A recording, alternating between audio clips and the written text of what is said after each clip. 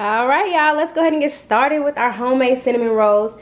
People think that cinnamon rolls are so hard to make, but in actuality, it's super simple. So what we're gonna need is milk. You can use whole milk or 2%. I like 2% milk, so that's why I'm using that. You're gonna need some brown sugar. You can use dark brown or you can use just a regular brown sugar. You're gonna need some self-rising flour, some powdered sugar, some regular sugar, some salt, vanilla extract, ground cinnamon, baking powder, some butter, some cream cheese, and some active dry yeast. Those are all the ingredients that you need, so let's go ahead and get started. Okay, so the first step for cinnamon rolls, we have to make our dough.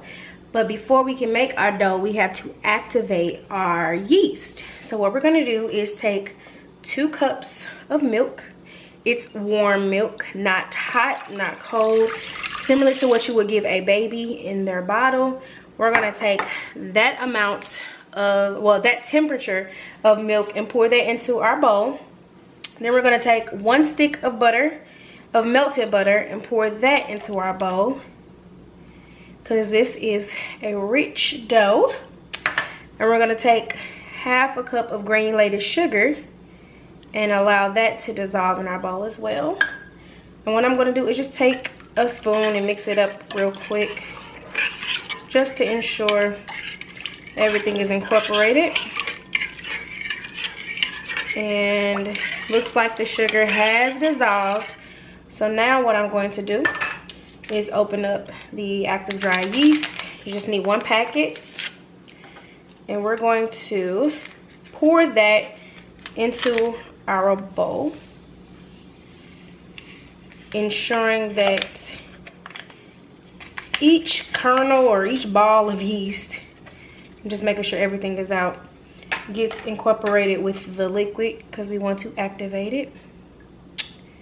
So we're going to go ahead and stir that in like so.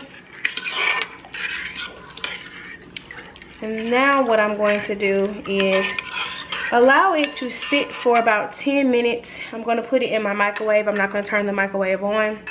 I'm just going to put it in the microwave so that it's in a warm area. And I'm going to do that for about 10 minutes, and then I'll be back with you so we can finish the rest of our dough. Okay, so it's been about 10 minutes. As you can see, the yeast has activated. That's why it looks like it's kind of growing in the batter.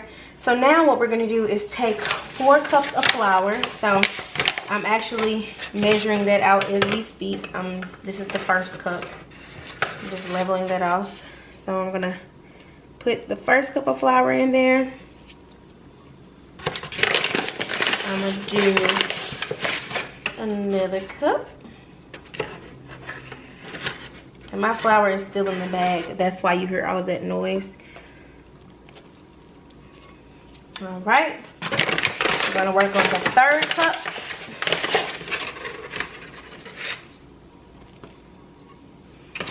And the last cup. So again, it's just 4 cups of flour. And I'm using the self-rising flour, but use any flour that you have on hand. All right, so now we're just going to go ahead and mix that. And the reason why I'm not using my KitchenAid mixer or a stand mixer or a handheld mixer is because I know not everyone has that in their house. So I always want to give an opportunity to others that, you know, want to make this recipe, but they don't have all of the utensils that most cooks and chefs have. So I'm just mixing everything. It's going to be a wet dough at first, which is fine. We just want to incorporate as much as possible because we are going to turn it into more of a dry dough. But first we have to get it like this. So just bear with me. I'm going to go ahead and continue mixing this. Okay, so now that we have our batter mixed, I am going to go ahead and just cover it with some saran wrap. And we're going to allow this to sit for an hour. It will double in size. So once an hour has passed, I'll be back so we can finish our dough. And then literally, guys, we are almost finished with this recipe. Okay, so while we are waiting on our dough to proof, we're going to start on the cinnamon filling. So what you're going to need is 1.5 sticks of butter. Make sure that it's softened. As you can see, I can press down on it and it's going to pretty much mix. It's not all the way softened, but it's softened enough for me to actually mix it.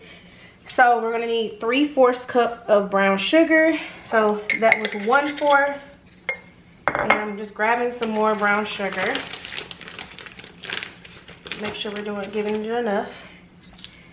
A little bit more.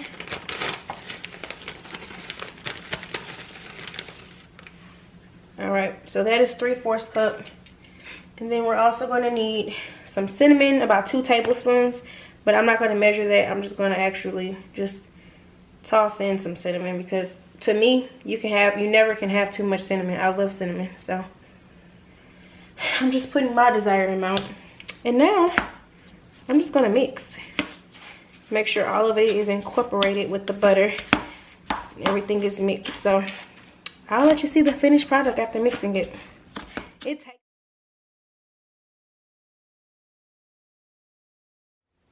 Okay, and so this is what your mixture should look like once you have all of the butter, the brown sugar, and the cinnamon mixed together. So we're going to set that aside. And now we're going to begin working on our frosting while we're still waiting for our dough to proof. Alright, so in my bowl I have 4 ounces of softened cream cheese. I'm going to go ahead and add in 1 teaspoon of vanilla. Alright, then I'm going to also add in 4 tablespoons of milk.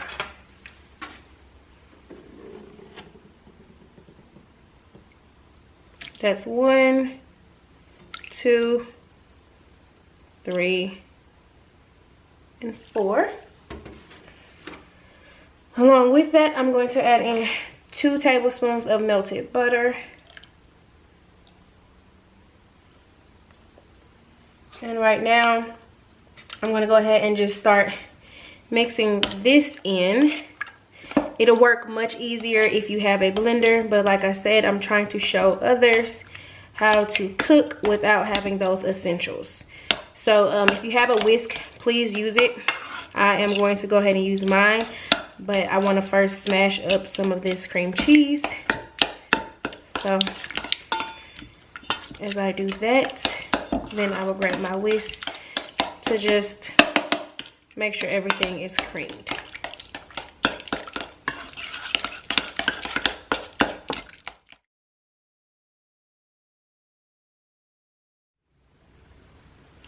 Okay, so at this moment, this is what your mixture should look like. I'm going to go ahead and add in the last ingredient, which is 1 cup of powdered sugar. And that will make your icing. So I'm going to go ahead and whisk that up as well. And I will be back to show you once I am done whisking, or blending if you're using a blender, because it makes it a lot faster. But I'll be back once I'm done. Okay, so my icing is nice and mixed. I'm just going to go ahead and set this to the side, and I'll be back so that we can go ahead and start back on our dough. We'll fill our dough and then we'll pop them in the oven. We are over halfway done.